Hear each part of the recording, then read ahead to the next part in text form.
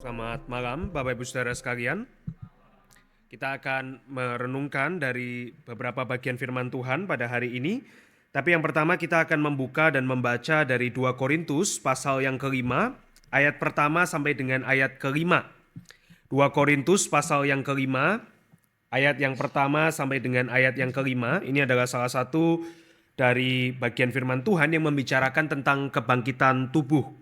Kita akan membaca ayat 1 sampai dengan ayat 5 ini secara bergantian. Ya, sekali lagi 2 Korintus pasal yang kelima, ayat pertama sampai dengan ayat yang kelima. Saya membaca ayat yang ganjil, Bapak Ibu membaca ayat yang genap dan bergantian sampai ayat kelima.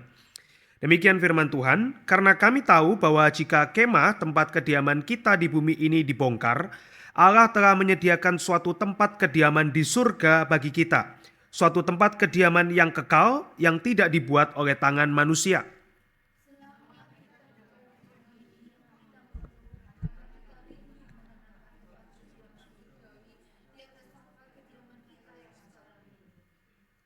Sebab dengan demikian kita berpakaian dan tidak kedapatan telanjang.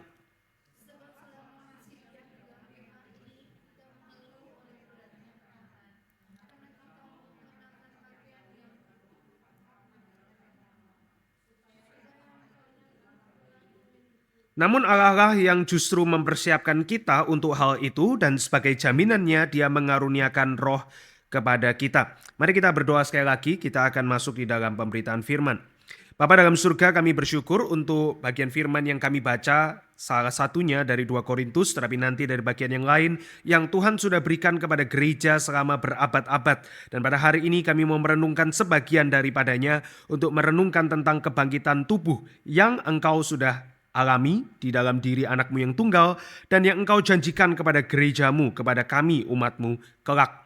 Kiranya Tuhan beranugerah kepada kami dan kiranya Tuhan memberkati perenungan kami pada malam ini. Di dalam nama Tuhan Yesus kami berdoa. Amin. Nah, saudara, hari ini kita merenungkan satu tema yang mungkin jarang direnungkan di dalam persekutuan. Ini biasanya dibicarakan, dibahas, didalami, dipelajari di dalam PA.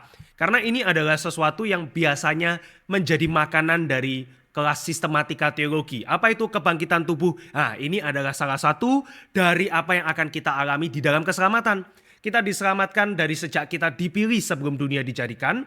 Dan kita kemudian mengalami yang namanya penebusan, kita mengalami yang namanya pengudusan. Tetapi kelak sebelum kita memasuki realita yang baru, surga, langit dan bumi yang baru, kita akan menerima tubuh yang baru. Nah, jadi apa itu kebangkitan tubuh? Apa itu tubuh kebangkitan? Itu makanan nanti, makanan dari kelas ketika kita mempelajari apa yang kelak kita akan terima.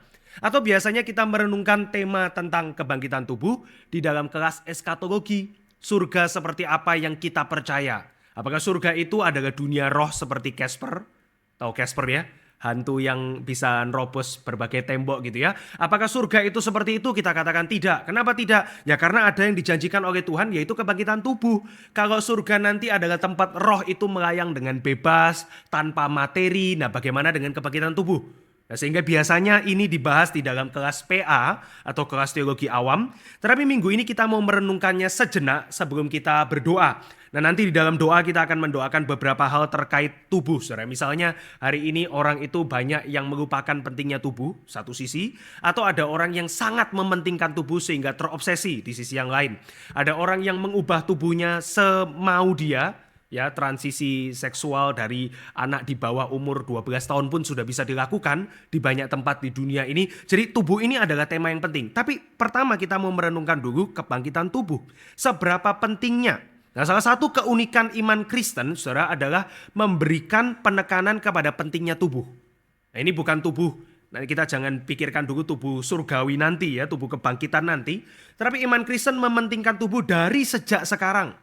Ini beda dengan misalnya filsafat Yunani, saudara, di dalam payung dari Platonisme misalnya, materi ya, sesuatu yang punya nilai materi ini bukan uang ya. Kita kadang bicara materi itu kita kepikirnya uang. Tapi yang dimaksudkan materi itu adalah matter ya, sesuatu yang tangible, sesuatu yang natural, yang alami, yang bisa dipegang, yang bisa diraba, dirasakan dan seterusnya ya, materi.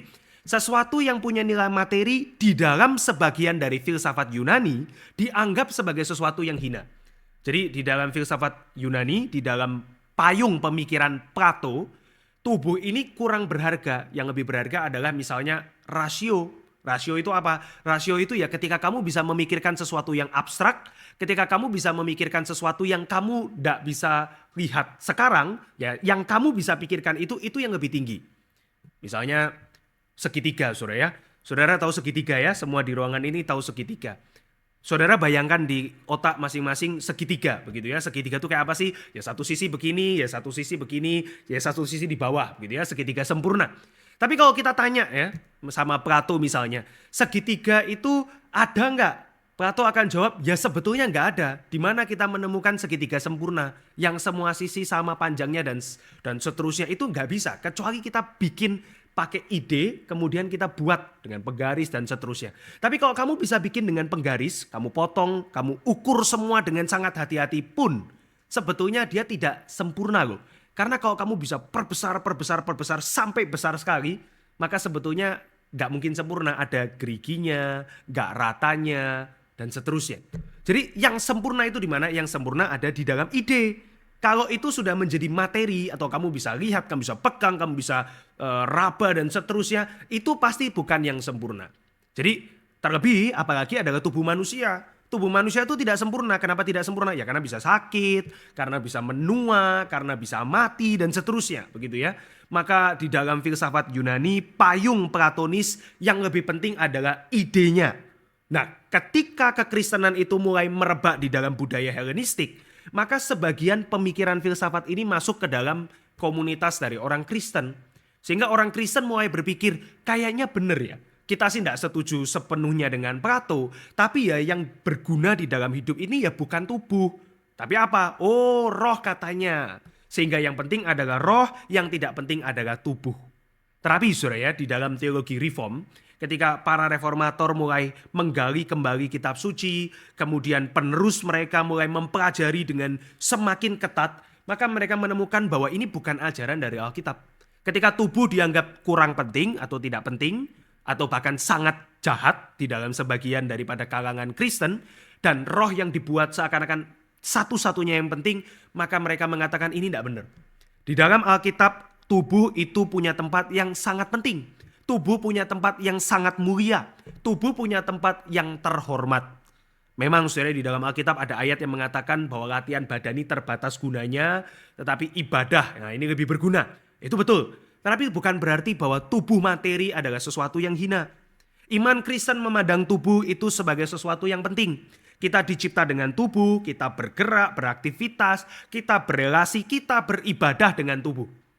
Saudara kan tentu tidak bisa mengatakan ya, misalnya saudara beribadah, tapi saudara sambil mau joget-joget sendiri di kursi, kan tidak mungkin begitu ya. Orang akan pandang itu aneh.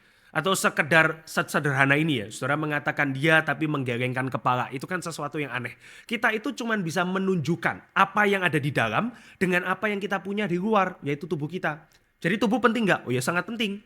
Bahkan seberapa penting, sangat pentingnya itu di-highlight ketika iman Kristen mengatakan bahwa manusia itu bukan cuma roh, tapi manusia itu adalah roh dan tubuh. Ini dua adalah komponen dari yang namanya natur manusia. Jadi apa itu manusia? Manusia adalah yang punya tubuh dan punya roh. Ketika manusia cuma punya tubuh, nggak punya roh, itu bukan manusia. Ketika manusia punya roh saja, ini kita perandaian seandainya bisa, tapi tidak punya tubuh, itu juga bukan manusia.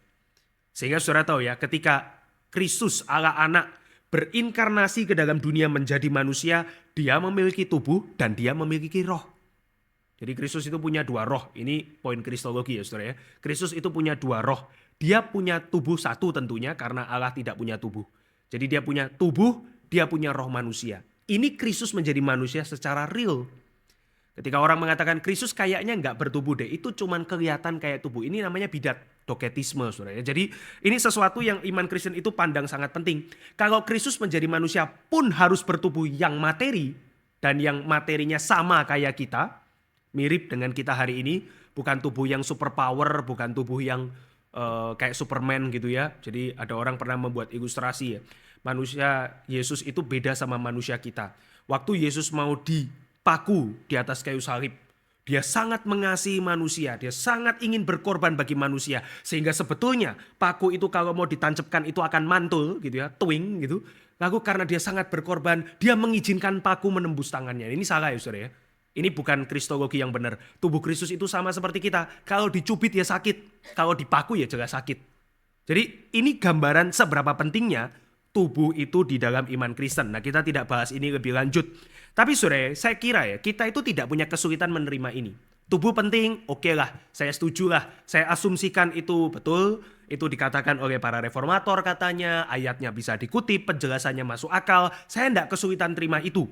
Tapi saudara ya, mungkin kita akan lebih sulit mengerti kenapa setelah Yesus itu disalibkan, mati dan kemudian bangkit, dia masih mempertahankan tubuh yang material. Oke, selama di dunia tubuhnya itu real karena dia harus menebus kita. Ibrani katakan apa yang Kristus itu miliki itu yang dia tebus. Oke, setuju. Tapi kenapa setelah dia mati dan bangkit, kemudian tubuhnya itu tetap materi? Kenapa tidak tubuhnya menjadi misalnya tubuh Superman tadi ya, bisa terbang, kemudian tampil di bait suci di Yerusalem, atau kemudian terbang ke istananya dari Kaisar Romawi misalnya, dan kemudian menyatakan dia mulia, dan kemudian menyatakan kekuatan tubuhnya. Kenapa tubuhnya itu mirip meskipun ada bedanya dengan tubuh yang sebelumnya? Bahkan dia mempertahankan luka. Kenapa lukanya tidak tertutup dan kemudian sembuh? Sehingga kan lumayan keren ya. Kalau dia menunjukkan kepada Thomas, lihat Thomas, tanganku ini ada bekasnya sedikit tapi sudah tertutup. Tapi kan tidak. Dia mempertahankan luka yang dia miliki sebelum dia mati. Setelah dia bangkit, dia pertahankan itu. Sehingga muncul sebuah pertanyaan, saudara ya. Seberapa pentingkah tubuh itu? Seberapa berharganya tubuh itu sehingga Kristus pun menghargai tubuhnya yang terluka, dan setelah ia bangkit, dia mempertahankan tubuh yang ada persamaannya dengan sebelumnya. Mulia atau tidak mulia, saudara, ketika Kristus itu bangkit dan tubuhnya ada luka? Biasa kan kita kalau yang sudah mungkin senang belajar ya, PA ya, kemudian mengatakan, oh tubuh kebangkitan nanti itu adalah misalnya tubuh pada waktu kita usia prime. Saya pernah dengar ini ya. Jadi nanti kita itu akan dibangkitkan dengan tubuh yang prime. Prime itu umur berapa? Misalnya 25 tahun. Paling seger, paling kuat, paling belum, dia sudah besar, dia sudah tidak bertumbuh, tapi belum buncit dan belum berkeriput. Nah itu kan misalnya ya, 25 tahun ini prime. Sehingga kalau misalnya orang mati lebih muda dari 25, nanti di langit dan bumi yang baru dia cering jadi 25 tahun. Kayak apa gitu nggak tahu gitu ya. Lalu ada orang yang tanya, maaf ya, kalau bayi meninggal bagaimana? Terus ada yang mengatakan, nanti bayimu jadi besar. Loh kok jadi besar, gimana saya mengenali? Ya pokoknya nanti kamu kenal. Ini pengharapan saudara ya. Boleh saja sih. Sehingga kalau yang tua juga sama. Yang tua bagaimana? Mati umur 80. Oh nanti 25 lagi. Nah ini masuk akal saudara ya. Di dalam pengharapan kita boleh saja berharap begitu. Tapi kenapa Kristus pertahankan tubuh yang sama? Ini kan jadi satu pertanyaan yang kita boleh pikirkan ya. Kalau kita nanti tubuhnya prime, kenapa kok tubuh Kristus tetap ada luka? Seberapa berharganya? Muliakah atau kurang mulia? Nah jawabannya ya tergantung saudara. Kita perlu bertanya setidaknya 3 pertanyaan lagi saudara. Yang pertama saudara, apakah sebetulnya yang dimaksud dengan tubuh kebangkitan atau kebangkitan tubuh? Ya kebangkitan tubuh itu adalah eventnya, nanti ada kebangkitan tubuh. Tapi tubuh kebangkitan adalah objeknya yang nanti akan Tuhan berikan. Apa yang dimaksud dengan tubuh kebangkitan itu? Dan yang kedua, apakah gunanya tubuh kebangkitan kelak? Besok sok ben begitu ya. Apa gunanya tubuh kebangkitan itu? Dan yang ketiga, apa gunanya saya tahu sekarang atau hari ini tentang tubuh kebangkitan. Nah saudara, Paulus menjelaskan tubuh kebangkitan itu sebagaimana namanya adalah tubuh yang ada ketika orang itu sudah dibangkitkan oleh Tuhan. Dan ini secara natural dikontraskan oleh Paulus baik di dalam surat Roma maupun di dalam Filipi dari tubuh yang kita miliki hari ini. Mengapa? Karena tubuh kita hari ini adalah tubuh yang kita bisa katakan tubuh alamiah, tubuh yang biasa, yang adalah diturunkan dari tubuhnya Adam atau tubuh ciptaan yang juga sudah jatuh di dalam dosa. Jadi saudara tidak ada nama spesifiknya ya, tapi biasa orang mengatakan tubuh kita hari ini adalah tubuh alamiah atau tubuh yang biasa. Nanti ada tubuh kebangkitan yang diperuntukkan untuk hal yang lain. Jadi hari ini saya pakai tubuh apa? Kamu hari ini pakai tubuh yang alami. Nah tubuh yang alami dia punya banyak keterbatasan. Kita tahu kita bisa menua, kita tahu kita bisa sakit, kita tahu kita akan menurun secara fisik. Baik kita mencoba melawannya sedemikian rupa pun kita akan menurun. Baik kita punya semangat seberapa besar pun, kita akan menua dan makin lemah. Dan kelak pada satu waktu kita semua manusia itu akan mati di dalam tubuh yang alamiah ini. Nah sehingga kita bisa mengatakan saudara, tubuh hari ini yang kita pakai, yang kita itu nikmati, yang kita itu di dalamnya kita berelasi satu dengan yang lain di dalam tubuh. Itu adalah tubuh yang kelak pasti kita akan tanamkan di dalam tanah. Ya karena memang saudara, tubuh kita hari ini adalah tubuh yang dimiliki oleh dunia ini. Sekali ulang saudara, tubuh kita adalah tubuh alamiah, tubuh yang biasa, tubuh yang natural, dan diperuntukkan untuk kapan? Untuk sekarang, di dalam kehidupan hari ini. Sehingga tubuh hari ini yang alamiah itu baik, saudara mesti rawat, saudara mesti jaga, saudara mesti hargai, dan saudara mesti mencintai tubuhmu hari ini, yang dicipta oleh Tuhan, dibentuk oleh Tuhan, dan seterusnya. Tapi fungsi daripada tubuh kita hari ini paling jauh dan paling maksimal adalah melayani Tuhan selama hari ini. Jadi saudara, di dalam iman Kristen tubuh itu penting, ya penting sekali. Tapi kenapa penting? Karena dia dipakai untuk melayani Tuhan di waktu kita hidup. Jadi hidup di dalam pelayanan selama kita hidup di dalam tubuh yang alamiah adalah yang Tuhan mau percayakan kepada kita. Sehingga orang Kristen melihat tubuh ini baik, mesti dirawat, mesti dipakai sebaik mungkin. Ya tetapi cuma sampai kita nanti mati. Setelah kita mati, kita sudah selesai urusan dengan tubuh yang hari ini. Tubuh ini dia akan nanti dibangkitkan. Tapi kita nggak bisa mau tubuh yang sama 100% dengan yang kita punya hari ini. Seberapapun kita menghargainya. Jadi terbatasnya tubuh kita saudara itu bukan cuma bicara bisa sakit, bisa menua, dan kelak itu akan mati. Tapi terbatas di dalam melayani Tuhan.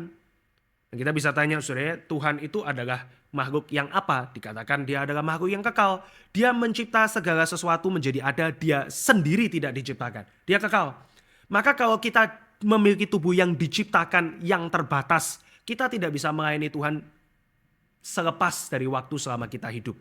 Jadi kita perlu nanti mengganti tubuh kita dengan tubuh yang baru karena kita mau meneruskan pelayanan tapi kita nggak bisa pakai yang sekarang. Jadi kalau tadi kita membaca di dalam 2 Korintus dikatakan itu diibaratkan seperti kemah, saudara, seperti kemah dan seperti pakaian. Kita mau segera ganti tapi belum waktunya. Sekarang dengan kemah dan pakaian di sini, tapi kelak dengan kemah dan pakaian yang lain. Nah, sehingga saudara ketika suatu waktu selesai masa hidup kita umat Tuhan tidak selesai melayani, kita disimpan untuk realita yang selanjutnya di langit dan bumi yang baru, maka perlu tubuh yang baru yang disebut tubuh kebangkitan. Dan tubuh kebangkitan itu tidak lagi terbatas di dalam banyak keterbatasan hari ini. Jadi karena nanti Tuhan memurnikan segala sesuatu, maka pelayanan kita bisa lanjut dan keterbatasan kita melayani hari ini kita tidak lanjutkan di dalam langit dan bumi yang baru. Jadi saudara, orang yang bisa mengimani, menantikan dan mengharapkan tubuh kebangkitan itu pasti cuma orang yang melayani Tuhan hari ini. Jadi kadang-kadang orang Kristen justru pengennya surga itu yang kayak Casper saudara, karena sudah capek hidup gitu ya. Tapi kalau orang suka menikmati melayani Tuhan, dia akan bersuka cita kalau nanti dijanjikan tubuh yang baru. Karena sekarang waktu mau melayani, oh ternyata kadang-kadang kita keletihan. Waktu mau melayani kadang-kadang kita sakit. Waktu mau melayani kadang kita nggak bisa melayani karena tubuh kita terbatas. Pelayanan ada 5, semuanya paralel. Ada persekutuan A sampai persekutuan D. Nah saya mesti pilih yang mana? Mesti pilih salah satu karena kita nggak bisa memecah tubuh. Jadi kita punya banyak keterbatasan. Tapi keterbatasan ini nanti hilang.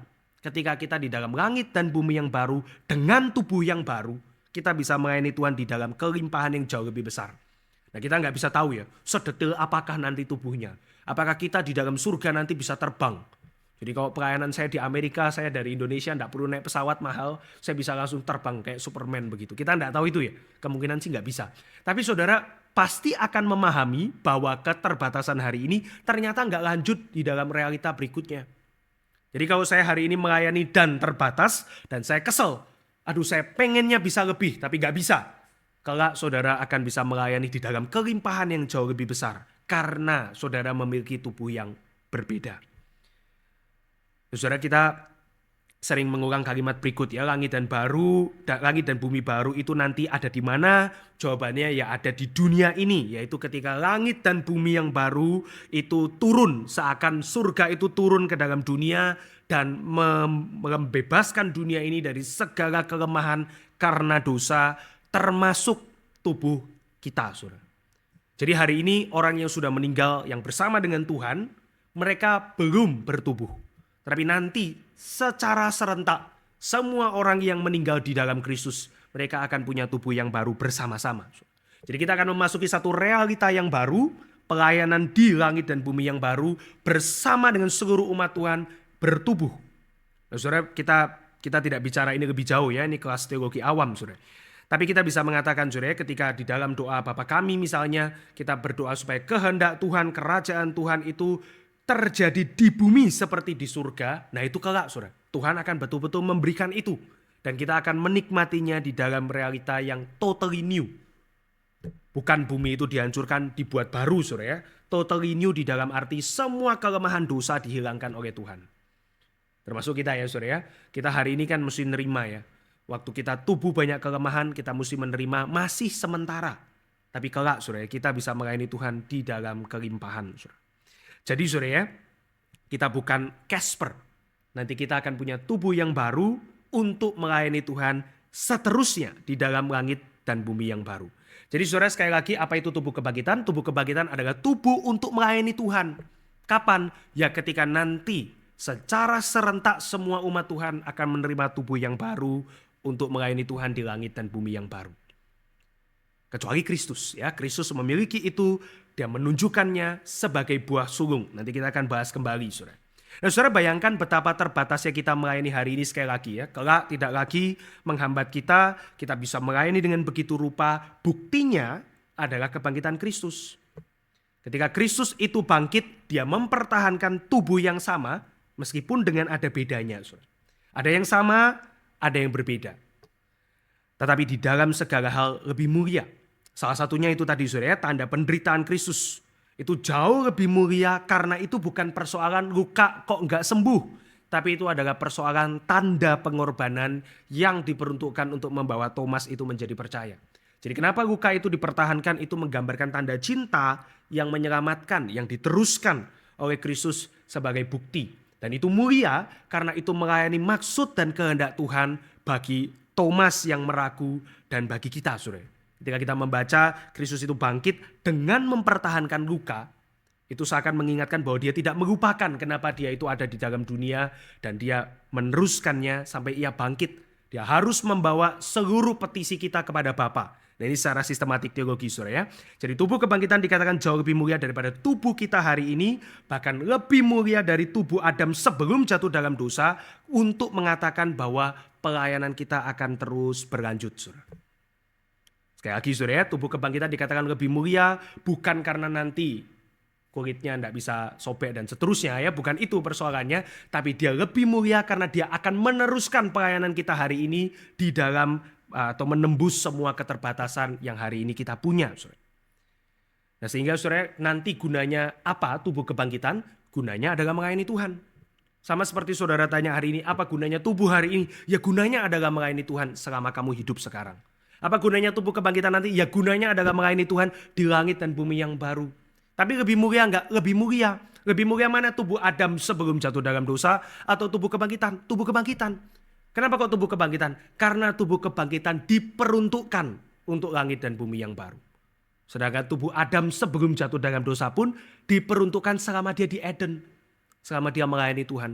Jadi ini cara Paulus menggambarkan ekspektasi kita, pengharapan kita akan janji Tuhan. Kamu mesti nantikan sesuatu yang jauh lebih besar. Kalau kamu merasa hidupmu hari ini sudah yang paling maksimal, sudah yang paling indah, sudah yang paling bagus. Nah, siap-siap terkejut ya. Nanti Tuhan akan menunjukkan realita yang jauh lebih mulia dari yang sekarang kamu punya. Jadi kadang-kadang saudara, kita merenungkan iman Kristen ya, itu dia punya pedang dua sisi ya, dua mata pedang. Yang satu dia mengatakan kepada orang yang sudah rasa cukup hari ini gitu ya. Jadi sekarang udah paling enak, dia mau mengatakan kamu bisa nantikan sesuatu yang lebih indah. Eskatologi itu seperti batu yang akan dikompres dengan sedemikian rupa menjadi berlian. Ini kata Bavinck. Tapi buat orang yang merasa hari ini kok kurang terus, sama ya. Dia juga mengatakan untuk menantikan sesuatu yang Tuhan akan tambahkan kepada kamu. Kakak. Jadi iman Kristen mengatakan demikian, saudara. Dua orang yang sudah rasa cukup, yang terus rasa kurang. Dua-duanya bersama direngkuh oleh iman Kristen untuk menantikan ke depan. Jadi tubuh kebangkitan lebih mulia. Dan Paulus menggambarkan ini menjadi sesuatu yang kelak Tuhan berikan kepada setiap umat Tuhan di sepanjang zaman. Saudara. Jadi tubuh kebangkitan untuk melayani Tuhan, tubuh kebangkitan kelak untuk melayani Tuhan di dalam realita langit dan bumi yang baru, di mana kita tidak punya lagi keterbatasan. Tapi pertanyaan terakhir adalah kenapa ini perlu diketahui sekarang ya? Kenapa enggak ini disimpan saja sebagai sebuah kejutan? Jadi kita semua tidak tahu kita akan punya tubuh kebangkitan dan tiba-tiba ternyata plannya adalah kamu dikasih tubuh. Kan ini kan lebih asik, lebih mengejutkan. Tapi kalau seperti ini kenapa Paulus mesti tulis itu di banyak surat? Di Korintus keluar, di Roma keluar, di Filipi keluar. Kenapa mesti muncul berulang kali kepada surat kepada jemaat? Kalau ini adalah sesuatu untuk realita yang besok saja, hari ini saya nggak perlu tahu dong tubuh kebangkitan. Nah, tetapi ternyata saudara ketika kita merenungkan dengan baik-baik saudara, menyimpulkan poin-poin di dalam Alkitab, maka setidaknya ada 3 hal yang menjadi kegunaan dari kebangkitan tubuh bagi kita hari ini saudara. Yang pertama saudara adalah merenungkan kebangkitan tubuh menyadarkan kita akan keberdosaan manusia saudara. Kenapa kok harus ada kebangkitan tubuh? Kita terus mengingat kenapa kita harus ada kebangkitan tubuh, karena tubuh hari ini harus mati. Kenapa tubuh hari ini harus mati? Kita terus diingatkan kenapa tubuh hari ini harus mati, karena ada dosa yang masuk ke dalam dunia. Dari mana dosa itu masuk? Dari Adam. Kenapa itu berkaitan dengan saya? Saya bukan Adam. Karena kamu adalah ciptaan di bawah Adam. Adam adalah kepala dari ciptaan. Maka kalau kamu ada di dalam Adam, kamu juga mewarisi dosa dan kamu juga mewarisi kematian. Jadi waktu saudara memikirkan tentang kebangkitan tubuh, betapa pentingnya untuk hidup hari ini adalah pertama dia ingatkan kamu bahwa kamu berdosa. Ketika orang sudah mulai rasa dia punya semua di dalam hidup, dia diingatkan bahwa kamu akan mati suatu saat. Dan kamu perlu masuk ke realita berikutnya yang gak bisa kamu punya dari yang alami. Kamu perlu sesuatu itu dari Tuhan. Jadi kamu gak cukup cuman ada di bawah Adam ya. Karena kalau kamu cuman ada di bawah Adam, maka kamu cuman mewarisi kematian. Kalau kamu mau mewarisi yang namanya kehidupan, kamu perlu ada di dalam Adam yang kedua, yaitu Kristus. Jadi kebangkitan tubuh mengingatkan bahwa hidup itu gak cuman untuk hari ini. Kamu perlu ingat kamu akan mati. Kalau cuman hari ini, maka akhirannya adalah mati. Kamu perlu ingat bahwa ada yang besok setelah kehidupan, setelah kematian. Tapi yang besok gak bisa diperoleh dari Adam. Kamu perlu Adam yang lain. Ini cara pikir Paulus ya di dalam kitab Roma. Di dalam Roma pasal 6 dia mengkaitkan kebangkitan di dalam Kristus yang kontrasnya adalah kematian di dalam Adam. Kalau kamu mau kebangkitan dalam Kristus, kamu mesti lihat cuman dia yang bisa provide itu. Kalau kamu gak melihat kepada Kristus, kamu cuman cukup dengan hidup selama di dunia hari ini dan akhirannya adalah mati. Jadi kebangkitan tubuh penting saudara, karena dia mengingatkan kita akan dosa. Dosa yang membuat kita teralienasi dari Tuhan. Dosa yang membuat kita nanti akan menerima penghakiman dari Tuhan. Roma 3. Tapi Tuhan tidak membuang kita. Untuk mereka yang Tuhan kehendaki, Tuhan berikan anugerah. Tuhan berikan belas kasihan. Tuhan memberikan janji. Di dalam Roma 8 dikatakan bahwa seluruh ciptaan yang ada di dalam Kristus menantikan pembaruan yang Tuhan janjikan. Dari seluruh alam semesta pun menantikan. Dan terlebih dari umat Tuhan. Jadi kalau kamu mau mengingat kebangkitan tubuh, ingat dulu dosa. Ingat dulu keterbatasan. Ingat dulu kematian. Dan betapa indahnya realita tandingan yang Tuhan itu siapkan. Saudara, yang kedua, merenungkan kebangkitan tubuh mendorong kita untuk tidak terikat dengan kehidupan hari ini. Sehingga di satu sisi jangan benci hidupmu, kamu mesti melayani Tuhan selama kamu hidup ya dengan tubuhmu sekarang, dengan apapun yang kamu punya ya, studimu, karirmu, kesehatanmu, macam-macam yang kamu punya sekarang. Kamu melayani Tuhan dengan itu. Tapi di sisi yang lain ada kesudahan bagi hidup hari ini. Juga sehingga kita boleh terus mengingat ada ketidakberlanjutannya. Saudara. Kemarin hari Rabu adalah Rabu Abu ya. Banyak orang Katolik, sebagian orang Kristen merayakan namanya Rabu Abu. Kita merayakannya secara esensi saudara ya. Kita tidak oleskan abu di dahi kita. Tapi kita mengingat bahwa momen Prapaskah adalah peringatan untuk kita meratapi dosa kita dan berdoa untuk pertobatan. Itu momen Prapaskah. Kita mau menghayati bagaimana Tuhan mempersiapkan kita sampai dia sendiri. Itu ada di Golgota Jumat Agung dan kemudian dia bangkit pada waktu Paskah. Tapi saudara ya, Di dalam perayaan daripada Rabu Abu, kalau Anda melihat, membaca atau melihat di YouTube begitu ya, maka ada satu kalimat yang baik dari Alkitab yang diucapkan terus. Waktu dioleskan abu berbentuk salib itu di dahi orang, maka imam atau pendeta akan mengatakan, ingat kamu dari debu dan kepada debu kamu akan kembali. Remember you are dust and to dust you shall return. Kenapa kok diingatkan seperti ini? Karena di dalam keberdosaan kita memang akhirannya adalah kematian. Saya harus kembali jadi debu. Tapi juga ada tanda salib yang mengingatkan bahwa saya punya penyelamat. Jadi saudara, ini sesuatu yang saudara mesti ingat ya. Ketika merenungkan tubuh kebangkitan, saudara memiliki satu dorongan untuk tidak terikat dengan hidup hari ini. Maka pikirkan saudara, apa yang kita kerjakan dengan fokus, dengan energi, dengan mencurahkan seluruh hidup kita hari ini. Sudahkah itu memuliakan Tuhan dan memiliki nilai kekekalan? Kalau tubuh kebangkitan kelak itu ada yang lanjut, ada yang tidak lanjut. Saudara mudeng ya, ada yang lanjut itu berarti ada yang sama. Kristus kemudian bisa makan, ada yang sama ya. Dia bisa makan setelah bangkit, dia bisa bersekutu, dia bahkan bisa beristirahat bersama dengan murid-muridnya. Ada yang lanjut, tapi juga ada yang tidak lanjut. Dia bisa kadang-kadang tidak dikenali, dia bisa tiba-tiba masuk ke pintu yang semuanya ditutup begitu ya. Ada yang lanjut, ada yang tidak lanjut. Hari ini pun sama. Dari kehidupan kita ada yang lanjut nanti dan ada yang berhenti. Maka saudara, kita pikirkan baik-baik ya. Fokus, energi, waktu, uang, tenaga kita hari ini kita curahkan untuk yang lanjut atau yang tidak lanjut. Saudara. Kalau kita curahkan itu lebih banyak untuk yang tidak lanjut. Berarti kita melakukan itu sesuatu yang sia-sia. Saudara. Karena besok yang saya pentingkan mungkin tidak lanjut. Saudara. Nah, dari mana kita tahu begitu ya? Yang Alkitab katakan adalah pelayanan kepada Tuhan itu terus lanjut. Saudara. Detilnya kita tidak tahu. Tapi pelayanan kepada Tuhan itu terus lanjut. Kenikmatan berjalan dengan Tuhan itu terus lanjut. Sukacita berrelasi dengan umat Tuhan yang lain itu terus lanjut. Saudara. Nah, kalau kita menolak ini semua, kita hidup secara egois untuk diri kita sendiri, menyenangkan diri kita sendiri. Nah, hati-hati saudara. Itu bukan purpose daripada tubuh kebangkitan kelak. Maka mungkin yang kita hari ini sangat nikmati ya. Besok, kok ternyata tidak lanjut ya.